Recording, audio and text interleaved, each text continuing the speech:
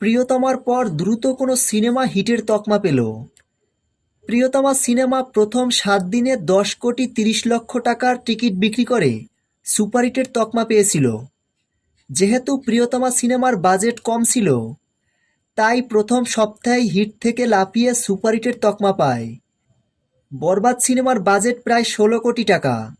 Budget অনুযায়ী বরবাদের প্রথম সপ্তাহের কালেকশন হিট। এখন ইন্ডাস্ট্রি হিটের পথে হাঁটছে বরবাদ সিনেমাটি।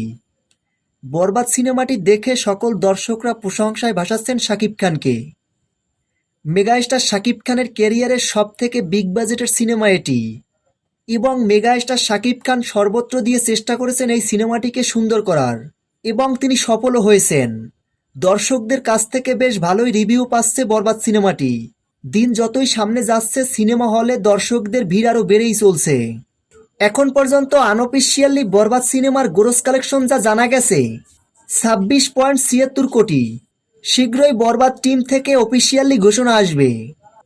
প্রিয় ভিউয়ার্স, বরবাদ সিনেমাটি আপনাদের কাছে কেমন লেগেছে ভিডিওর নিচে কমেন্ট করে জানিয়ে দিন। ভিডিওটি ভালো লাগলে একটা লাইক দিয়ে আমাদের সাথে থাকুন।